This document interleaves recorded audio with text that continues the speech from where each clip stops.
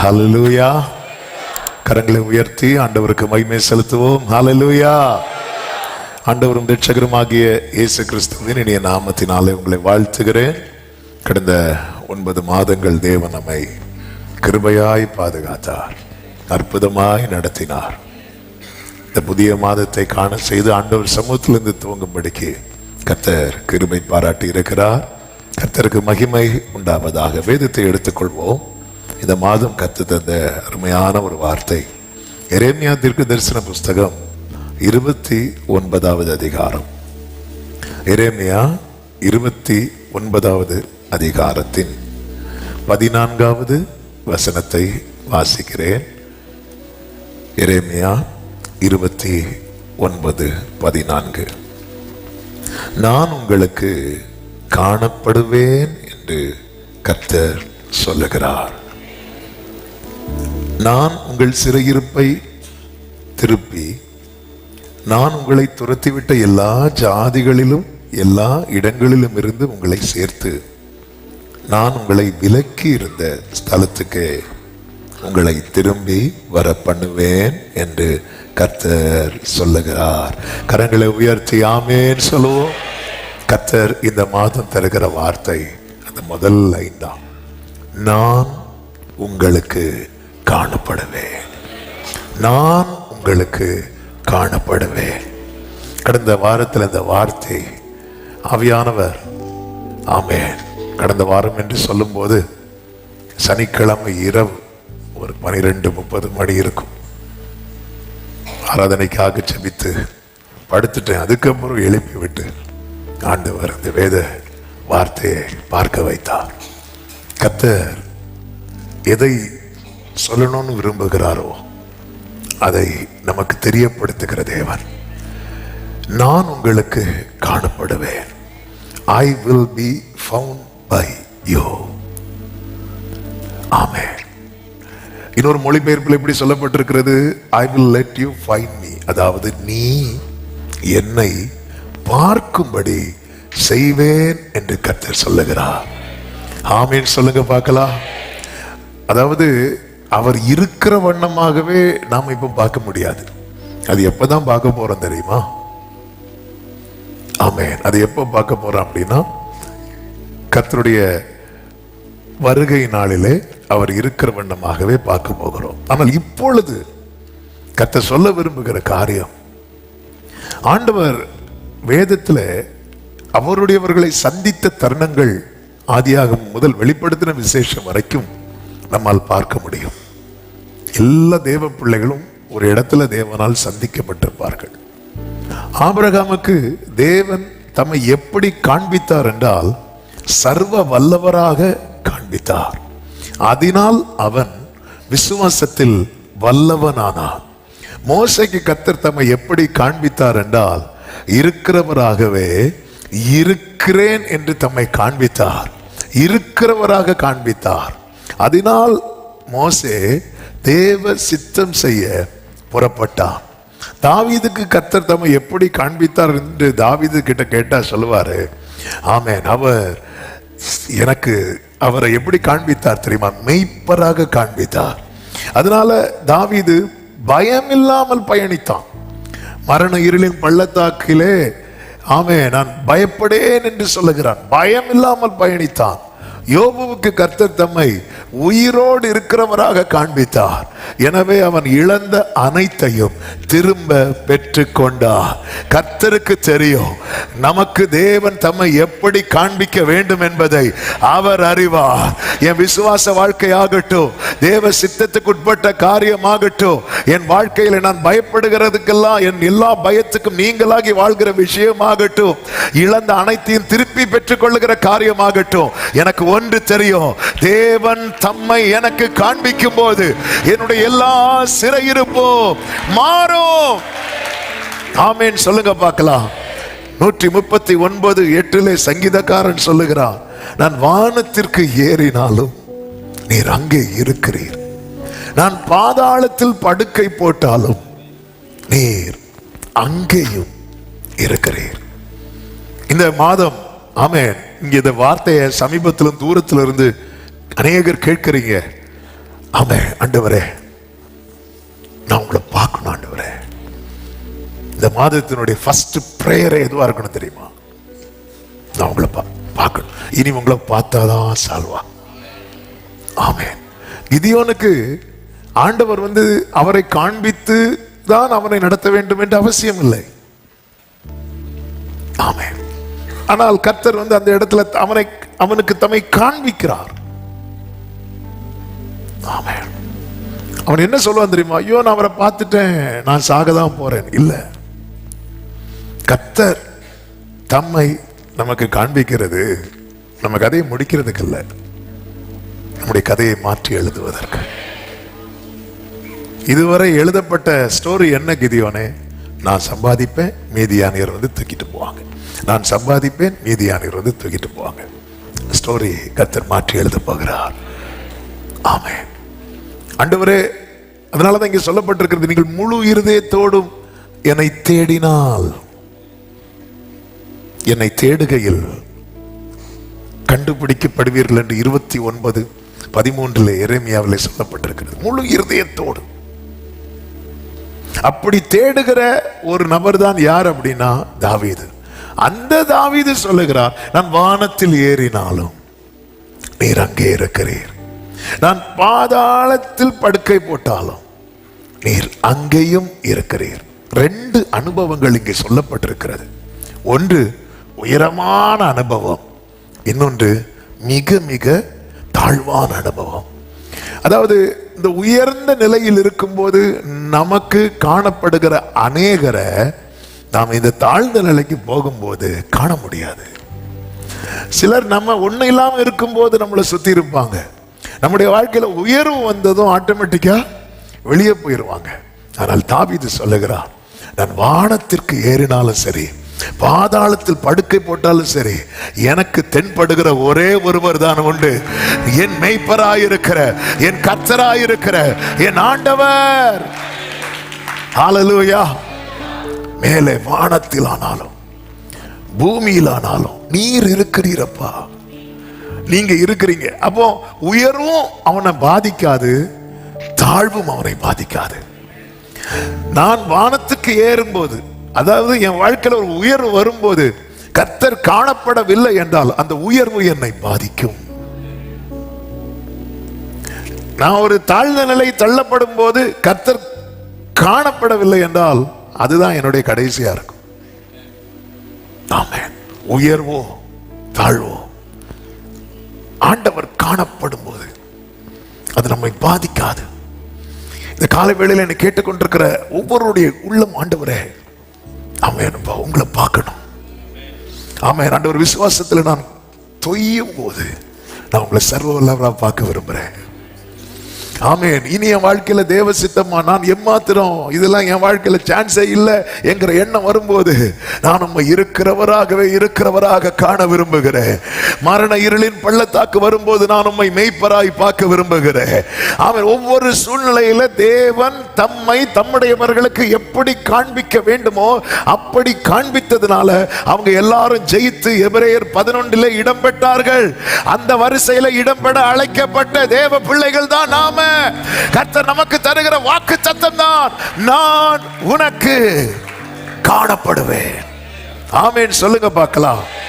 கர்த்தர் அவருடைய முகத்தை மறைத்தால் என்ன ஆகும் என்று ஏசாயா 54வது அதிகாரம் அந்த முதல் பகுதியை நீங்க எடுக்க வேண்டாம், நீங்க படிச்சீங்கன்னா தெரியும். சிறுமைப்பட்டவளே, பெருங்காற்றில் அடிப்பட்டவளே, தேற்றரவற்றவளே, இப்படிதான் அந்த அதிகாரம் ஆரம்பத்தில் எழுதப்பட்டிருக்கும். ஏன் சிறுமைப்பட காரணம் என்ன?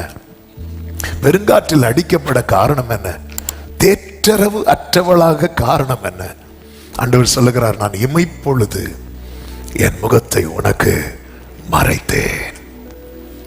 104வது சங்கீதம் 29வது வசனத்திலே சொல்லப்பட்டிருக்கிறது, நீர் உமது முகத்தை மறைக்க திகைக்கும். ஆண்டவருக்கு தெரியும், ஆண்டவரே உமக்கு காத்திருக்கிறோம்ப்பா, நீங்க உங்க முகத்தை மறைச்சிட்டீங்கன்னா அங்கதான் எங்களை நடுக்கம் பிடிக்கும், பயம் எங்களை பிடிக்கும். நீர் உமது முகத்தை மறைக்க திகைக்கும். சீஷர்கள் நடுக்கடலில் தத்தளித்துக் கொண்டிருந்த போது இயேசுவை பார்த்தா இயேசு கண்ணை மூடி தூங்கிட்டு இருக்கிறார். அவங்களுக்கு இப்ப என்னன்னா இயேசு கண்ணை திறக்கணும். அவர் கண்ணை திறந்துட்டாருன்னா பிரச்சனை சால்வ் ஆயிடும். அவரை எழுப்புறாங்க. எங்க பயம் போகணும்னா ஆண்டவரே நீர் உம்மை எனக்கு காண்பிக்க வேண்டும். இன்னைக்கு நீங்க எந்த ஒரு இக்கட்டான சிச்சுவேஷன்ல இருக்கிறீங்க, இந்த 10வது மாதம் 1ஆம் தேதி கர்த்தர் இன்னைக்கு எனக்கு என்ன பேச போறார், எந்த ஒரு சிச்சுவேஷன் ஆகட்டும், நிறைய பேச வேண்டும் என்று உண்டு. வருகிற நாட்களில் நாம் அதை கேட்க போகிறோம். ஆமென்.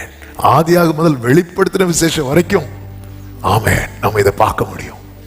ஹல்லேலூயா. ஆண்டவரே இந்த சிச்சுவேஷன்ல நீங்க உங்களை காட்டிட்டீங்கன்னா ஹல்லேலூயா, நீங்க அதை பார்க்க ஆரம்பிச்சிருங்க. விசுவாசத்துல பார்க்க ஆரம்பித்து விடுங்கள்.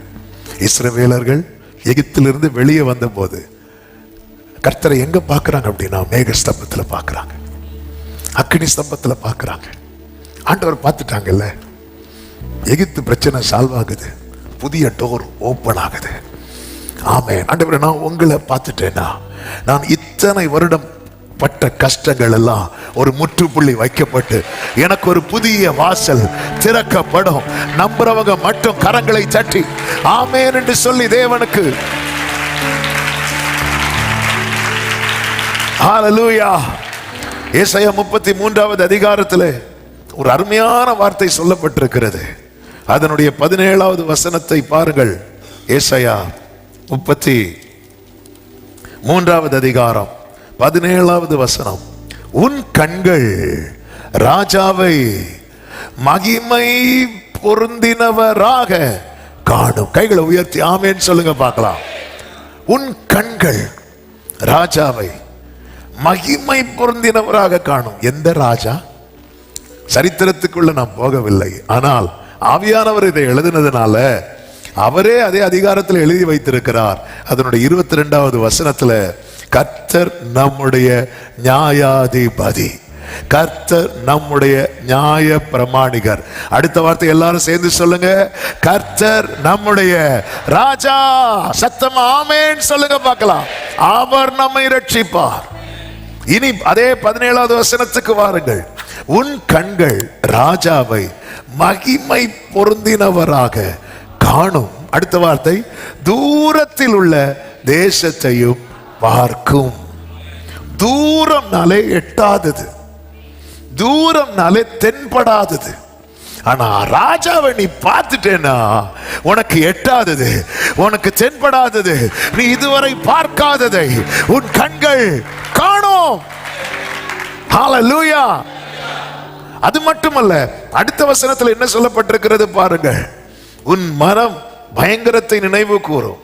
கணக்கன் எங்கே, தண்டல்காரன் எங்கே, கோபுரங்களை எண்ணினவன் எங்கே? அடுத்த வசனம் 19.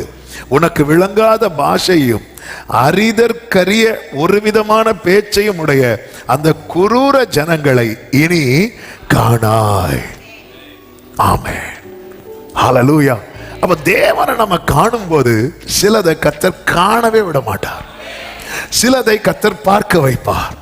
எகிப்திலிருந்து இஸ்ரவேலர்கள் புறப்பட்டு மேகஸ்தம்பத்தில் கர்த்தரை பார்த்த போது எகிப்தியரை இனி அவங்க பார்க்க கூடாதுன்னு ஒரு முடிவு எடுத்துட்டார். ஆமென். எல்லாரும் சொல்லுங்க பார்க்கலாம், நான் கர்த்தரை பார்ப்பேன், அதனால் சில காரியங்களை இனி நான் பார்க்க போகிறது இல்லை, ஆனால் பல நன்மைகளை என் கண்கள் பார்க்க போகிறது. விசுவாசிக்கிறவங்க மட்டும் ஆமென் சொல்லுங்க பார்க்கலாம். நம்ம பிரச்சனை என்னன்னா நிறைய இதை தொடர்ந்து பார்த்துட்டே இருக்கிறோம். நம்ம லைஃப்ல பல போராட்டங்களை தொடர்ந்து பார்த்து கொண்டே இருக்கிறோம். கர்த்தரால மட்டும்தான் இதை ஸ்டாப் பண்ண முடியும். ஆண்டவரே இதை நான் பார்க்க இப்படி ஒரு சிச்சுவேஷனை நான் இனி பார்க்க விரும்பல. எஸ், நான் பார்த்துக்கிறேன்.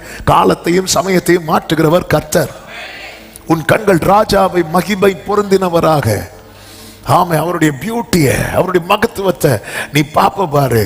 அதுக்கப்புறம் நான் சொல்றேன், இதுவரை நீ பார்க்காத அதை எட்டாத காரியம். ஏன்னா இடையில நிறைய பேர் கிராஸ்ல இருந்தாங்க. ஆமே, ஏத்தியர் இருந்தாங்க, எபூசியர் இருந்தாங்க, எமோரியர் இருந்தாங்க. இனி அவங்க எல்லாம் இருக்க மாட்டாங்க. காரணம், நீ உன் கண்கள் அவரை பார்த்துட்டு இல்ல. ஹல்லேலூயா. இனி அவங்க இருக்க மாட்டாங்க. மாறாக 20வது வசனத்தை பாருங்கள். நம்முடைய பண்டிகைகள் ஆசரிக்கப்படும் நகரமாகிய சீயோனை நோக்கி பார். அடுத்த வார்த்தை, உன் கண்கள் எருசலேமை அமெரிக்கையான தாவரமாகவும் பெயர்க்கப்படாத கூடாரமாகவும் காணும். இனி அதன் முளைகள் என்றைக்கும் பிடுங்கப்படுவதில்லை, அதன் கயிறுகள் ஒன்றும் அறுந்து போவதில்லை. என்னதுன்னு அர்த்தம்? பெயர்க்கப்படாத கூடாரம்னா என்ன அர்த்தம்? இதுவரை உன் வாழ்க்கை எப்படி இருந்துச்சு? ஒரு இடத்துல இருந்த இன்னொரு இடத்துக்கு போன, அங்க பிரச்சனை, இன்னொரு இடத்துக்கு போன, அங்க பிரச்சனை, இன்னொரு இடத்துக்கு போன. ஹல்லேலூயா. இப்பொழுது உன் கண்கள் யாரை பார்க்கிறது தெரியுமா? ராஜாவை பார்க்கிறது. அதனுடைய ரிசல்ட் என்ன தெரியுமா? இனி நீ அலைந்து திரிவது இல்லை. நல்ல கைகளை தட்டி ஆமென் சொல்லுங்க பார்க்கலாம். ஹல்லேலூயா. என் வாழ்க்கையில அலைந்து திரிகிற அனுபவம் இல்லாமல் ஒரு நிலையான, கர்த்தர் தாவீதுக்கு எப்படிப்பட்ட வீட்டை கட்டுவேன்னு சொன்னார்? நிலையான வீடு. அப்ப ஆண்டவரை பார்க்கும்போது அதுவரை பார்த்து வந்த பிரச்சனைகளுக்கெல்லாம் ஆண்டவர் முற்றுப்புள்ளி வைத்து, ஏன் ஆண்டவர் என் வாழ்க்கையில 9 மாதங்களும் குறிப்பிட்ட ஒரு வலி உங்க வாழ்க்கையில ரிப்பீட் ஆயிட்டே இருக்குது. 9 மாதம் இல்ல பிரதர், பல வருடமா அப்படிதான் இருக்கு. அது ஏன் இந்த மாசம் தொடரணுமா? ஆமென். நம்முடைய முழு இருதயத்தோடு தேடினால், எதுக்காக ஆண்டவர் இதெல்லாம் பேசிட்டு இருக்கிறார்னா, இனி உன் ஃபோக்கஸ் இனி ஒரு காரியத்துல மட்டும் வை. அவருடைய சமூகத்தை தேடு. உம்முகம் பார்க்கணுமே, உம்மழகை முழு இருதயத்தோடு ஆண்டவரே நீங்க வரணும். அதாவது நம்முடைய அழுகை அப்படிதான் இருக்கணும். மார்த்தாள் சொல்றாங்க நீங்க இருந்திருந்தா, மரியாள் சொல்றாங்க நீங்க இருந்திருந்தா, கிதியோன் சொல்றான் ஆண்டவரை பார்த்ததும் கேட்ட முத கேள்வி, எங்க ஆண்டவரை போனீங்க? நீங்க இருந்திருந்தா இதெல்லாம் நடந்திருக்காதுப்பா. இப்படிப்பட்ட தேடல் உடையவனுக்கு மட்டும்தான் கர்த்தர் தம்மை காண்பிப்பார். ஆண்டவரை நீங்க எங்கப்பா போயிட்டீங்க? நீங்க இருந்திருந்தா. இந்த தேடல் கிதியோனுக்கு எத்தனை பேர் இருந்தாங்க? கிதியோன் மட்டுமா யுத்தத்துக்கு போனார்? 300 பேர் போனாங்கல்ல. கர்த்தர் இந்த 300 பேரும் எப்படிப்பட்டவர்களாய் பார்க்கிறார்? தகுதி உள்ளவர்களாய் தானே பார்க்கிறார். அப்ப கிதியோனை போல தகுதி உள்ள எத்தனை பேர் இருக்கிறாங்க? 30,000 தகுதியா பார்க்கல. ஆனா ஆண்டவர் தெரிந்தெடுத்த நபர்கள் எத்தனை பேர்? அந்த 300 பேர்ல கிதியோனுக்கு மட்டும் தம்மை காண்பிக்க காரணம் என்ன? காரணம் ஒன்றுதான், அவனுடைய தேடல். நீங்க இருந்திருந்தா, நீங்க இருந்திருந்தா. இந்த தேடல் அதனாலதான் மார்த்தாள முதல்ல பார்க்கிறா. ஏன்னா அவள் இந்த தேடல்ல இருக்கிறா. அடுத்த மரியாதை கூட்டிட்டு வா. இந்த தேடல் நீங்க இருந்திருந்தா. Thank you Holy Spirit. இந்த தேடலப்பா நீங்க வேணும். நான் உங்களை பார்க்கணும். ஆண்டவர் நீர் என்னை காண்கிறீர் என்பது எனக்கு தெரியும். நானும் சொல்லணும், என்னை காண்பவரை நானும் கண்டேன். இந்த அக்டோபர் மாதம் 1ஆம் தேதி ஆமென். நம்ம எல்லாருமே எதை காண விரும்புவோம் தெரியுமா? வேதத்தில் இருக்கு, 10ஆம் மாதம் 1ஆம் தேதி சிகரங்கள் காணப்பட்டது. எல்லாரும் சிகரங்கள் காண விரும்பும் போது இந்த காலை வேளையிலே கர்த்தருடைய ஆவியானவர் சொல்லுகிறார், என்னை காண விரும்பு, நான் உனக்கு காணப்படுவேன் என்று கர்த்தர் சொல்லுகிறார். அவரை பார்த்தா எல்லா சிகரங்களும் காண்பிக்கப்படும். ஆமென்.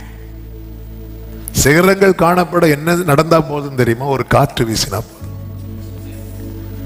ஆனா காற்று வீசினாலாம் கர்த்தரை பார்க்க முடியாது. அவர் காற்றிலும் இல்லை அக்னியிலும் இல்லை என்றுதான் பைபிள்ல இருக்கு. காற்றாகவும் வருவார், அக்னியாக வருவார். ஆனா பல நேரத்துல காற்றுல தேடினா என்ன பார்க்க முடியாது? பார்க்க முடியாது. எலியா இருக்கிற இடத்துல பூமி எதிர்ச்சி உண்டாயிட்டு, அக்னி உண்டாயிட்டு, அதில் ஒன்றிலும் யார் இல்லையா? கர்த்தர் இல்லை. அவர் அப்படி வரணும்னு நினைச்சா வருவார், அது வேற. ஆனா நான் அவரை தேடணும், எனக்கு உங்களை பார்க்கணும். ஆதியாகமம் 18:1 சொல்லப்பட்டிருக்கிறது, பகலின் உஷ்ண வேளையிலே கூடார வாசலிலே உட்கார்ந்து ஆபிரகாம் தன் கண்களை ஏறெடுத்து பார்க்கிறார். Glory. இதோ 3 புருஷர் அவனுக்கு எதிரே நின்றார்கள். அவன் கண்களை ஏறெடுத்து அப்படி அவன் பார்த்துட்டே இருக்கிறான். இதுதான் ஆபிரகாம். அவனுடைய கண்கள் கண்டது. மோசே உற்று பார்த்தார். உற்று பார்த்தான். பார்த்துட்டு போறதில்ல, உற்று பார்த்தான். அப்பொழுது கர்த்தர் அக்கினிக்குள்ளிருந்து அவனை பார்க்கிறார். நம்மை எப்பொழுதும் காண்கிறவர் நம்மை சந்திக்கும் தருணத்தில் நாம் பார்த்த பிறகு பார்க்கும்படிக்கு வெயிட் பண்ணிட்டு இருக்கிறார். இந்த பார்வை ரொம்ப விசேஷமானது. நான் அவரை பார்க்க, அவர் என்னை பார்க்க இந்த சந்திப்பு நடக்கும் தெரியுமா? இங்கே நிறைய மாற்றங்கள் உண்டு. ஆமென். இந்த இடத்துலதான் உண்மையிலே மனம் திரும்புதலே நடக்கும். பேதுரு அவரை மறுதலிக்கும் போது யாரை பார்த்துட்டே தான் அவரை தெரியாதுன்னு சொன்னா தெரியுமா? இயேசுவை பார்த்துட்டே சொன்னான். சொல்லும் போது இயேசு அப்படி திரும்பி பார்க்கிறார் பாருங்க. 2 பார்வையும் சந்திக்குது. பேதுரு உடைஞ்சிட்டான். ஆமே.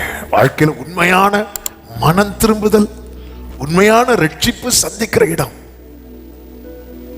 க்ளோரி. தமஸ்குவுக்கு போகிற வழியில அதுதான் நடக்குது. அவன் தரிசனம் கண்டான் என்று பைபிள்ல இருக்கிறது. அந்த பார்வையில தான் அவன் கண்கள் இருக்கிற செதில்கள் எல்லாம் கீழே விழுது. ஒரு புதிய பார்வை. அவனுக்கு அதுவரை லாபமாக இருந்த அனைத்தும் நஷ்டம் என்றும் குப்பை என்றும் அவன் தள்ளினான். மீதியானியருக்கு அதுவரை பயந்து கொண்டிருந்த கிதியோன் இந்த பார்வை அவரை பார்த்த பிறகு, அவரை சந்தித்த பிறகு அவனுடைய நிலைமையே வேற. எல்லாரும் லோத்து வர சோதோமுக்கு கீழே இருக்கும் போது, சோதோமின் ராஜாவுக்கு முன்பதாக அப்படி நெஞ்ச நிமித்திட்டு ஆபிரகாமுக்கு எப்படி நிக்க முடிஞ்சதுன்னா, மெல்கிசேதேக்கை அவன் பார்த்துட்டு வரான். இந்த அக்டோபர் மாதத்துல நீங்க பார்க்க வேண்டியவரை பார்த்துட்டு போங்க. எது எது உங்களால ஃபேஸ் பண்ண முடியலையோ அதெல்லாம் ஃபேஸ் பண்ண வைப்பா. என் வாழ்க்கையில் ஆண்டவர் இதை நான் பார்க்க விரும்பலப்பா. ஆமா, உங்ககிட்ட நீங்க உங்க எதெல்லாம் நீங்க பார்க்க விரும்பல அப்படின்னு கேட்டா ஒரு பெரிய பட்டியலை போடுவோம். எதெல்லாம் பார்க்க விரும்புறீங்க அப்படின்னு கேட்டா ஒரு பட்டியல் வரும். ஆமா, இது 2மே நடக்கும். அதுதான் கர்த்தர் ப்ராமிஸ் பண்ணி இருக்கிறார். புரிந்து கொள்ள வேண்டும். என்னுடைய இருதயம் கர்த்தரை தேடட்டும். எப்படி தேடணும் தெரியுமா? முழு இருதயத்தோடு, முழு இருதயத்தோடு. அந்த ஏக்கம், அந்த தேடல் அது நமக்குள்ளே இருந்து கொண்டே இருக்க வேண்டும். அந்த தேடல் உடையவர்களாய் நாம் காணப்பட வேண்டியது அவசியமா இருக்கிறது. அந்த தேடல் நமக்குள்ளே உண்டாகும் போது ஆண்டவர் சொல்றார், நீங்க தேடுகையில், தேடுகையில். அந்த வசனத்தை பாருங்கள். 29 அதனுடைய 13வது வசனம். உங்கள் முழு இருதயத்தோடும் என்னை தேடினீர்களானால், என்னை தேடுகையில் கண்டுபிடிப்பீர்கள். எல்லாரும் கேட்கிறவர்களாய் இருக்கிறோம், தேடுகிறவர்களாய் மாறும். ஜெபத்தின் அடுத்த நிலைதான் தேடுதல். கேட்பதுனா எனக்கு அவர் தூதன் அனுப்பினாலும் போதும், எனக்கு பதில் எப்படியாவது வந்தா போதும். தேடுதல் அப்படின்னா எனக்கு அவர் தான் பார்க்கணும், அவர் தான் வரணும். அல்லேலூயா. யாபோ காற்றின் கரையில ஏணி வச்சு தூதர்கள்ல ஏறி இறக்குனா அங்க கதை நடக்காது. அங்க அவர் தான் வரணும். யாக்கோபு அவரை சந்திக்கிறான். 20 வருஷம் ஃபேஸ் பண்ண முடியாத பிரச்சனை, ஏசா பிரச்சனை.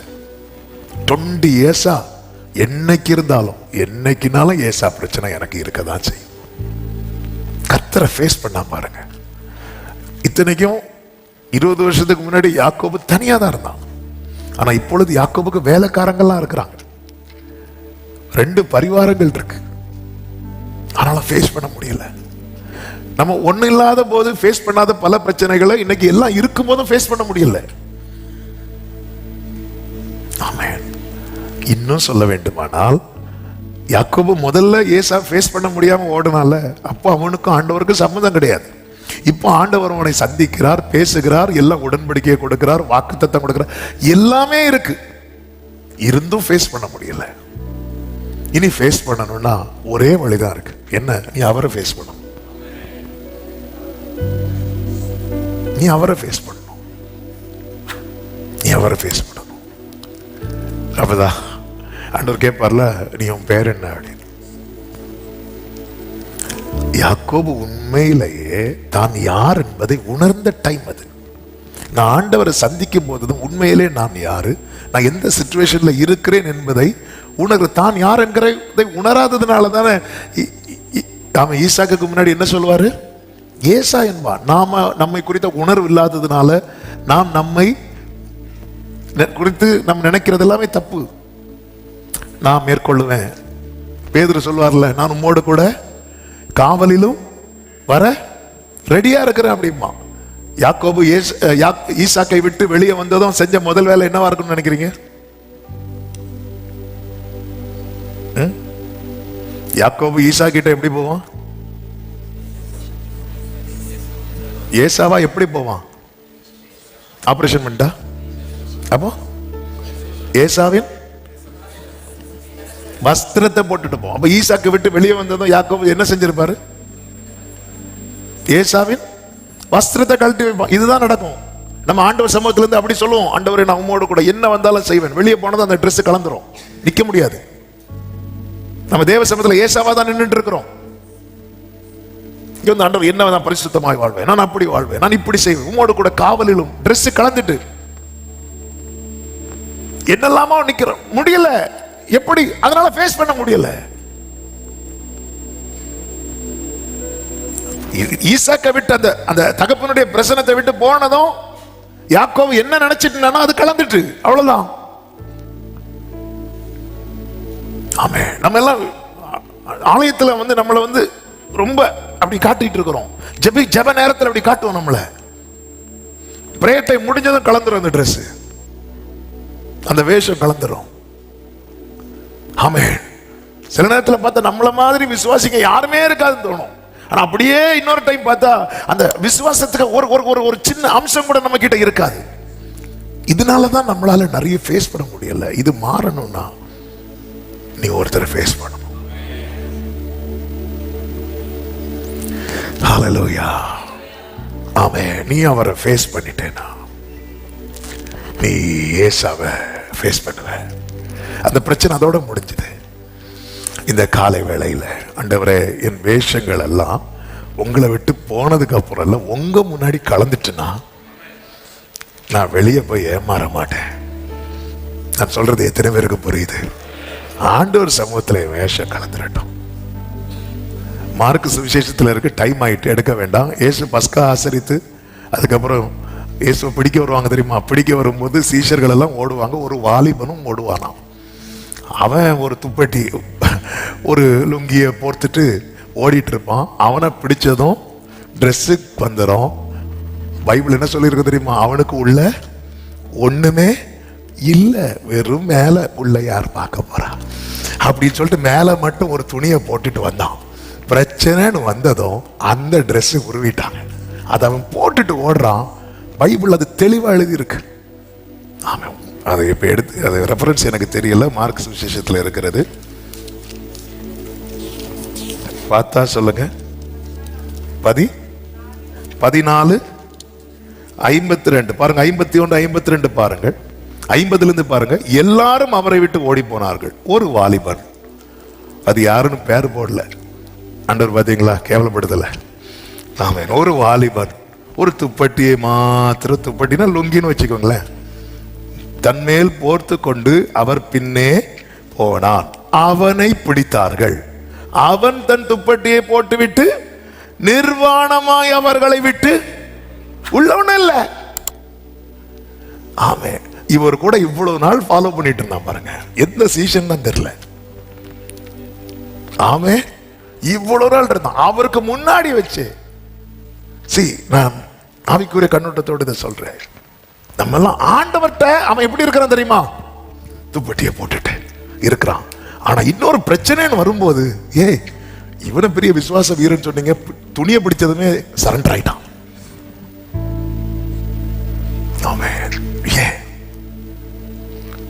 இன்னைக்கு நிறைய பிரச்சனைக்கு முன்னாடி நம்ம இப்படித்தான் இருக்கிறோம். ஹேண்டில் பண்ண முடியல. ஆண்டவர் என்ன ஆண்டவர் செய்ய கத்த தருகிற வார்த்தை தான் இது. நான் உனக்கு காணப்படுவேன்.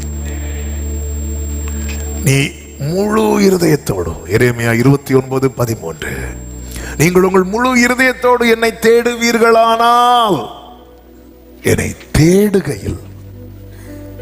ஆமென். தேவ பிள்ளைகளே, அதனாலதான் ஆண்டவர் என்ன சொல்வது? முதலாவது தேவனுடைய ராஜ்யத்தை தேடுங்கள் அப்படிங்கிறார். தேடுங்கள். நீ தேடணும். தேவனை தேடுகிற உணர்வுள்ளவன் உண்டோ? இந்த கூட்டத்திலே ஆண்டவர் அப்படிதான் பார்ப்பார். கேட்கிறவர்களா தான் இருப்போம். அவன் எல்லாரும் இப்ப நம்ம அற்புதத்தை கேட்க போறோம் அப்படின்னா கேட்கிறவர்கள் இருக்கிறோம், தேடுகிறவர்கள். அவன் பல பிரச்சனைக்கு முற்றுப்புள்ளி வைக்கப்படவும் ஒரு புதிய நன்மைக்கான வாசல் திறக்கப்பட வேண்டுமானால் என்று கத்த தருகிற வார்த்தை இதுதான். நான் உனக்கு காணப்பட்டால் மட்டும்தான் நடக்கும், நான் காணப்பட்டால் மட்டுமே நடக்கும். காணப்படுவீங்களா ஆண்டவரே? நீ தேடுனா, நீ என்னை தேடுகையில், அதன் அர்த்தம் என்ன? தேடுறவனை கர்த்தர் ரொம்ப காக்க வைக்க மாட்டார். நீ தேடுகையில், தேடிட்டு இருக்கும் போதுதான் நான் தென்படுவேன். தேடி முடிச்சிட்டு உட்கார்ந்த போதில், தேடி கொண்டு இருக்கும் போது, கேட்டா உடனே தருவார், கொஞ்சம் டைம் ஆகியும் தருவார், உட்கார வச்சு ரொம்ப டிலே ஆகி தருவார். நான் தேடுனா, தேடிட்டு இருக்கும் போதே தென்படுவார். இதான் வித்தியாசம். நீ தேடுகிறவனா மாறிட்டேன்னா, கேட்கிறவனா மட்டும் இருக்கிறதுனாலதான் ரொம்ப வெயிட்டிங்ல வச்சிட்டு இருக்கிறார். நீ தேடுறவனா மாறிட்டீங்கன்னா உன் வெயிட்டிங் பீரியட் எல்லாம் முடிவுக்கு வரப்போகுது. நான் சொல்லுகிறது எத்தனை பேருக்கு புரிகிறது என்று தெரியவில்லை. ஆண்டவரே, நான் ரொம்ப வருஷம் காத்திருந்தேன். நீ தேடுகிறவனாய் மாறு. ஆண்டவர் முதல் யாக்கோபுக்கு தன்னை விசிட் பண்ண போது யாக்கோபு கேட்கிறவனாய் இருந்தான். எனக்கு உண்ண உணவு வேணும், உடுக்க உடை வேணும், அது வேணும், இது வேணும், எல்லாம் கேட்கிறவனாய் இருந்தான். ஆனால் யாபோ காற்றின் கரையிலே அவன் தேடுகிறவனாய் இருந்தான். எனவேதான் கர்த்தர் என்ன சொல்வார் தெரியுமா? நான் போகட்டும், பொழுது விடுகிறது. அது அர்த்தம் என்ன? யாக்கோபு அவரை போக விடவில்லை. நான் போகட்டும்னு சொன்னதுக்கு அப்புறம் தான் யாக்கோபே சொல்றேன், என்ன பிளஸ் பண்ணுங்கன்னு சொல்றேன். அப்ப அவ்வளவு நேரம் அவன் பிடிச்சுதான் வச்சிருந்தான். அந்த இடத்துல எனக்கு சாப்பாடு வேணும், எனக்கு எந்த இதான் தேடுகிறவனுக்கு என்ன தேவை? அவருடைய பிரசனம் தேவை, அவ்வளவுதான். தேடுகிறவனுக்கு அவருடைய பிரசனம் தேவை. நீங்க வந்து இருந்தா போதும்பா. ஆண்டவரே, அவன் கர்த்தர் வருவாருங்க. ஆபிரகாம் வீட்டுல என்ன, ஆபிரகாம் பெரிய சோஃபாலாம் போட்டு உட்கார வச்சார். கூடாரத்தில் இருக்கிறார் ஆபிரகாம். ஆண்டவருக்கு வீட்டுக்குள்ள கூட உட்கார வைக்க முடியல. அவன் மரத்தடியில தான் உட்கார வச்சான். ஆபிரகாம் மரத்தடியில், ஆண்டவர் வந்து உட்கார்ந்தாரா இல்லையா? மரத்தடியில சாஞ்சி உட்கார்ந்தார். ஆமே. கிதியோன் பாருங்க, ஒரு செடி கீழே வந்து உட்கார்ந்து இருக்கிறார். என்ன ஆண்டவருங்க, தேடுறதுன்னா ஆண்டவர் எனக்கு இது தரலையே, அது தரல, இல்ல அந்த பிரசனம். அதாவது அந்த நிலையை பார்த்தீங்களா? தரையில நிற்கும் போது கேட்கிறவனா இருந்தான். யாரு? இது பேதுரு. ஆண்டவர் எல்லாத்தையும் விட்டு வந்தோம், எங்களுக்கு என்ன தருவீர் அப்படின்னு. அந்த மகிமையில, அந்த மலையில கொண்டு போகும்போது தேடுகிறவன் ஆயிட்டான். அவன் சொல்றான், ஆண்டவர் இங்கே இருந்துரும், இப்படி இருந்துரும். ஆண்டவரே, இந்த இடத்துல உமக்கு ஒரு கூடாரம். அவன் கூடாரத்தை எதுக்கு கூடாரம்னா இங்கே செட்டில் ஆயிரும். உங்க பிரசன்ஸ்ல அப்படி இருந்துரும். அந்த இடத்துல இங்க வந்து என்ன தருவீர்? இங்க பசிக்குது, எனக்கு சாப்பாடுக்கு இங்க என்ன செய்வோம்? ஒண்ணுமே இல்லை, கீழே தான் அந்த கவலைகள் வந்துட்டே இருக்கு. ஆண்டவரே, இது வனாந்திரம் ஆயிட்டு, நேரம் ரொம்ப போகுது, என்ன செய்வோம் ஆண்டவரே, என்ன செய்வோம், என்ன, இந்த கேள்விகள் வந்துட்டே இருக்கு. அந்த பிரசனத்துல என்றாக இந்த கவலையே இல்லை. ஏன்னா ஆண்டவரே சொல்லிட்டார், நீ முதலாவது தேவனுடைய ராஜ்யத்தை தேடு, பின்பு இவைகள் எல்லாம் உங்களுக்கு கூட கொடுக்கப்படும். ஆமென். இந்த மாதம் அந்த ஒரு எதிர்பார்ப்பு. என்னங்க ரொம்ப எக்ஸைட்டடா இருக்கிறீங்க? என்ன விஷயம்? அவர் எனக்கு காணப்படுவேன் ப்ராமிஸ் பண்ணியிருக்கிறார். ஓ ஜீசஸ், ரொம்ப சந்தோஷம் அவங்க முகத்தை பார்க்க. ஆமே, ஹல்லேலூயா. அவர் எனக்கு அது தருவேன்னு சொல்லி இருக்கிறார். இது அவர் எனக்கு, நான் உனக்கு என்ன காட்டுவேன்னு சொல்லி இருக்கிறார். ஆமே. அவர் அதிசயங்களை காண பண்ணுகிறவர் மாத்திரமல்ல, அவர் தம்மையும், ஆமே, அவர் நமக்கு காணப்படுகிறவர். அவர் காண பண்ணுகிறவர் மாத்திரமல்ல, காணப்படுகிறவர். இந்த காலை வேளையில சமீபத்திலும் தூரத்திலும் இருந்து கேட்கிற அன்பு உள்ளங்களே, இந்த எதிர்பார்ப்போடு உங்க ஜெபங்களாகட்டும், உங்கள் ஆராதனைகளாகட்டும், உங்களுடைய வேத தியானமாகட்டும், இந்த எதிர்பார்ப்பு, உங்களை நான் பார்க்கணும். ஹல்லேலூயா. கண்களை மூடி, நன்றி ஆண்டவரே.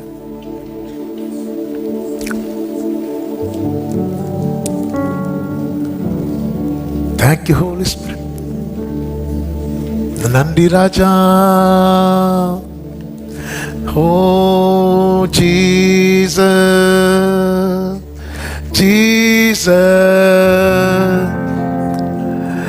ഇനിയും അങ്ങേ കാണേണം ഇനിയും അങ്ങേ കേൾക്കണം, ഇനിയും അങ്ങേ അറിയണം. പ്രിയനേ യേശുവേ, ഇനിയും അങ്ങേ കാണണം, ഇനിയോ അങ്ങേ കേൾക്കണം, ഇനിയോ അങ്ങേ അറിയണം. പ്രിയനേ യേശുവേ, ഉലകിൽ വേറൊന്നും വേണ്ടായേ, ഉയരേ വേറാരുമില്ലായേ, ഈ ഉലകിൽ വേറൊന്നും വേണ്ടായേ, ഉയരേ വേറാരുമില്ലായേ, ഉയിരേകിയ യേശുവല്ലാതെ എന്നുയിരിൽ വേറാരുമില്ലായേ, തന്നുയിരേകിയ യേശുവല്ലാതെ ഉയിരിൽ വേറാരുമില്ലായേ. ദാഹിക്കുന്നപ്പ, വാഞ്ചിക്കുന്നപ്പ, കൊതി എന്നിൽ ഏറിടുന്നേ, ആളിനാളം എന്നാത്മാവിൻ ദാഹം നന്നായി അറിയുന്നോനേ. ഉലകിൽ വേറൊന്നും വേണ്ടായേ, ഉയരേ വേറാരുമില്ലായേ, ഉലകിൽ ഗ്ലോറി ഉയരേ. ரெண்டு கைகளை உயர்த்தி சொல்லுவோம், உயிரே இயேசுவல்லாதே என் உயிரில் வேறாருமில்லாயே, தன்னுயிரே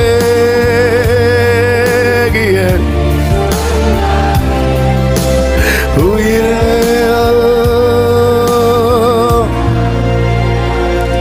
ஒருவேளை நீங்க நினைக்கல, நான் இதுவரை இப்படி தேடவே இல்லையா அவரை. ஆண்டவரே, சிலதை பார்க்கணும், சிலதை பார்க்க கூடாது என்பதற்காக அல்லப்பா, எனக்கு உங்களை பார்க்கணும். எனக்கு அந்த முழு இருதயத்தோடும் தேட வச்சிருக்கப்பா. உண்மையில எத்தனை பேர் அதை கேட்கறீங்க? அப்படி கேட்கிறவங்க உங்க வலது கரத்தை உயர்த்தி, உங்க இடது கரத்தை இருதயத்துல வச்சு, என் பிரச்சனை சால்வ் ஆகிறதுக்காக இல்ல ஆண்டவரே, நான் உனக்கு காணப்படுவேன். எவ்வளவு நல்ல தேவனுங்க. பிரச்சனைன்னு வரும்போது ஓடி ஒளிகிறவர் அல்லங்க அவர். நமக்கு ஒரு ஆபத்துனதும் ஆமென், ஹல்லேலூயா. அவர் தம்மை வெளிப்படுத்துகிறவர், தம்மை வெளிப்படுத்துகிறவர் நல்ல கர்த்தர் அவர். ஆண்டவரே, என் இருதயம் வேற எதையுமே தேடக்கூடாது. இந்த 10ஆம் மாதம் 1ஆம் தேதி காலையில இது ஒரு ஜெபத்தை செய்ய ஆவியானவர் ஏவுகிறார். என் இருதயம் பல காரியங்களை தேடுகிற கூட்டத்தில் நீங்க அப்படி இருக்கக்கூடாது. என் இருதயம் உண்மை மட்டுமே. இனியும் അങ്ങേ കാണേണം, ഇനിയും അങ്ങേ കേൾക്കണം, ഇനിയും അങ്ങേ അറിയണം. പ്രിയനേ യേശു, உலகில் வேறொന്നും வேண்டாயே, உலகில் ஒன்றும் வேண்டாய் உயரே வேறாருமில்லாயே உலகில்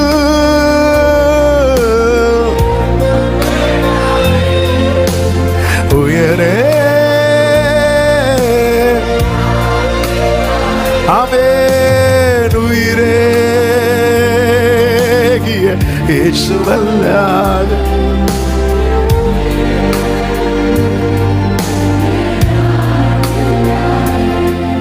நன் உயிரேகிய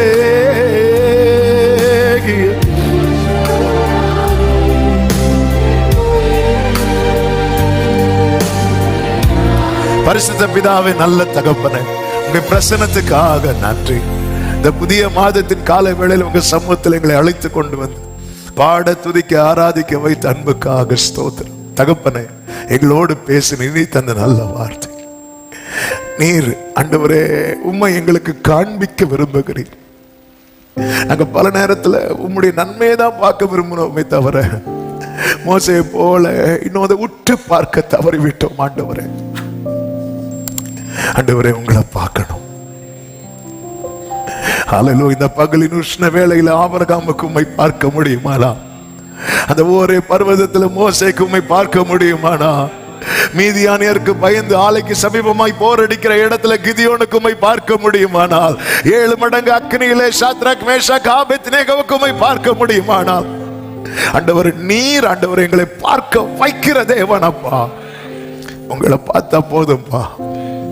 எங்க வாழ்க்கையில தொடர் பிரச்சனைக்கெல்லாம் முற்றுப்புள்ளியும் ஒரு புதிய துவக்கமும் உங்களை பார்க்கிறதுல எங்களுக்கு உண்டாகும். ஆண்டவரே கிருபை செய்யும். இந்த தேடல் ஒவ்வொருவருக்குள்ளும் உண்டாவதாக. தேவ சமாதான கிருபை ஆட்கொள்ளட்டும். இந்த மாதம் ஒவ்வொருவருக்கும் நன்மையாய் ஆசீர்வாதமாய் இருக்க அனுக்கிரகம் செய்தருளும். கண்மணியை போல காத்தருளும். கையின் கிரியைகளை ஆசீர்வதிங்க. போக்கிலும் வரத்திலும் பாதுகாத்துக்கோங்க. ஒவ்வொரு கூடாரத்திலும் ஆண்டவரே தேவ பிரசன்னம் வெளிப்படும். இதுவரை வெளிப்படாத வண்ணம் வெளிப்படுவதை சொல்லணும். கர்த்தர் இருக்கிறார் என்று சொல்லுகிற வண்ணம் அந்த தேடல் ஒவ்வொருவருக்குள்ளும் உண்டாகட்டும்பா. நீர் ஆளுகை செய்யும், ஆசீர்வதியும். சபையில் நடக்கிற ஊழியங்கள், வெளி ஊழியங்கள் எல்லாவற்றையும் அதை பொறுப்படுத்திக் கொள்ளும். தேவன் மகிமைப்படுவீராக. ஆண்டவரே நீர் அதிசயங்களை காண பண்ணுகிறவர் மாத்திரமல்ல, நீர் எங்களுக்கு காணப்படுகிறவராகவும் இருக்கிறீர். கர்த்தாவே ஒவ்வொருவரும் இது சாட்சியாய் சொல்லட்டும்பா. எல்லா மகிமை கனமுக்கு செலுத்துகிறோம் இரட்சகர் இயேசுவின் நாமத்தில் பிதாவே, ஆமென். செய்து சத்தமாய் சொல்லுவோம். என் ஆத்துமாவே கர்த்தரை ஸ்தோத்திரி, என் ஆத்துமாவே கர்த்தரை ஸ்தோத்திரி. கர்த்தர் செய்த சகல உபகாரங்களை மறவாதே. ஆமென். நம்முடைய கர்த்தராகிய இயேசு கிறிஸ்துவின் கிருபையும் பிதாவாகிய தேவனுடைய அன்பும் பரிசுத்த ஆவியானவருடைய ஐக்கியமும் சிநேகமும் பாதுகாவலும் நம் அனைவரோடும் எல்லா பரிசுத்தவான்களோடு கூட, விசேஷமாய் கர்த்தரை முழு இருதயத்தோடு தேடுகிறவர்களோடு கூட கர்த்தருடைய வருகை மட்டும் தங்கியிருப்பதாக. ஆமென். ஹல்லேலூயா. God bless you. கர்த்தர் உங்களை ஆசீர்வதிப்பாராக. ஆமென்.